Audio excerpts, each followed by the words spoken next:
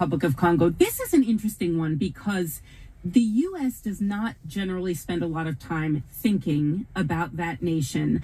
But not long ago, we saw the president of DRC on Fox News basically saying to President Trump, we want to extract these minerals, but also process them, as this would create a lot of jobs. And we want a partnership that will provide lasting peace and stability for our countries, which we need.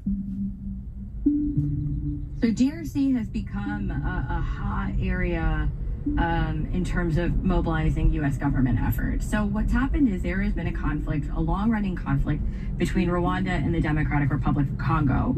The Congolese government has refuted M23's claims of an ongoing genocide against Tutsis in the DRC. They say it's a pretext for M23's backers, Rwanda, to invade Congo by proxy and take control of its vast mineral resources. This battle, which has been raging for close to 30 years, is always about the control of Congo's mineral wealth. Congolese are paying the price. Now, what President of Congo, the DRC, came to President Trump and said is like, we need military support. And in exchange, we will give you access to minerals. So essentially a mineral for military support deal. We really have a lot to give. And all we ask is really for an opportunity to live in peace.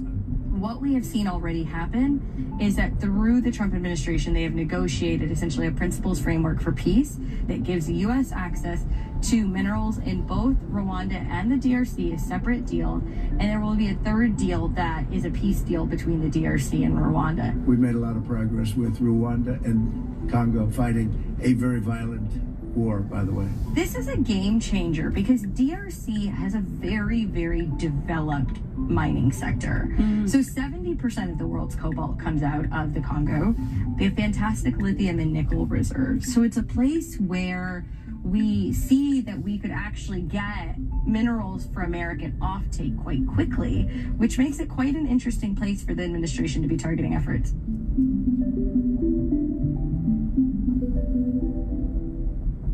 okay, and then finally, although this is happening in many more places, but Greenland. President Trump has talked about annexing Greenland. Greenland is a wonderful place. We need it for international security. Getting control of Greenland. The people of Greenland would love to become a state of the United States of America. And initially, when he first took office, I think everyone was really confused. And then it almost immediately emerged again. This is about critical minerals.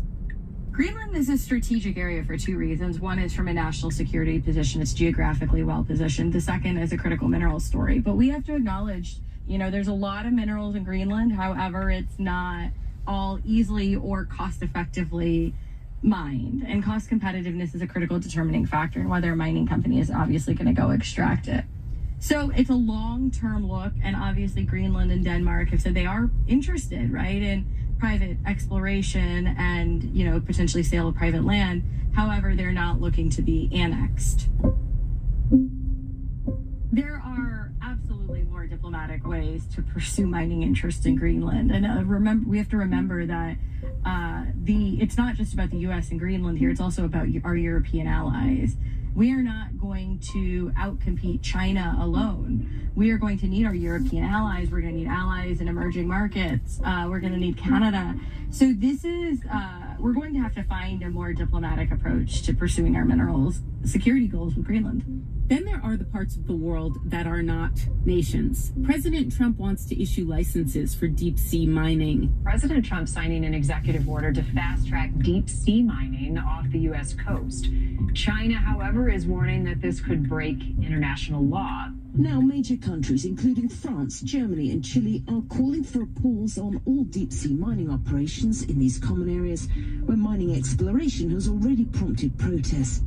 However, nations including Norway, China and South Korea are in favor of pushing ahead. Does anybody really own the ocean?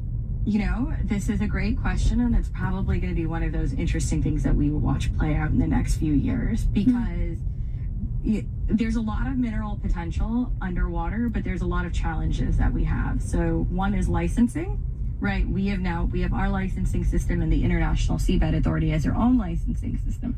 What happens when there's a dispute between these two frameworks? We're not really sure, number one. Number two, there's maritime security implications that we're not thinking about. We're going to have Chinese ships sitting between Mexico and Hawaii under the guise of deep sea mining without a clear way of how to monitor and manage. Good afternoon. Good afternoon. I just got through running the errand, getting my bottled water, my large bottled water, fresh spring water filled back up again. So I drink a lot of bottled water. I don't drink tap water. So you were listening to one of my radio podcasts, and what they're talking about is the global war for lithium and other vital minerals we need as a growing country, especially in the AI technology era. We need lots of lithium, and lots of countries need lithium for AI technology, for lithium batteries especially, and the other rare minerals to make these AI weapons the military makes. They need rare minerals to make these weapons.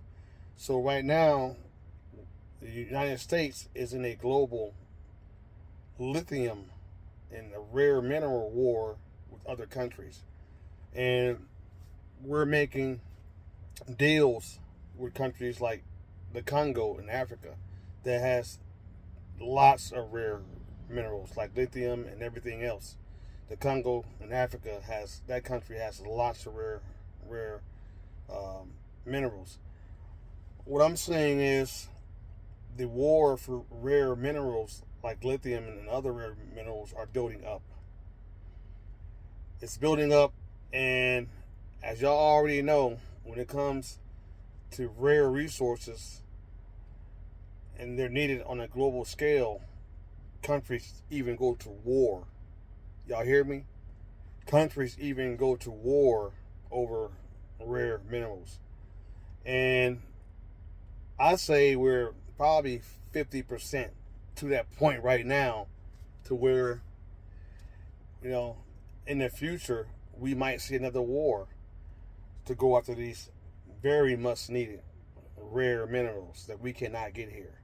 So that's what you just got through hearing on the radio podcast that I'm always listening to. I love listening to radio podcasts when I'm driving on my errands. Y'all have a nice evening this Tuesday.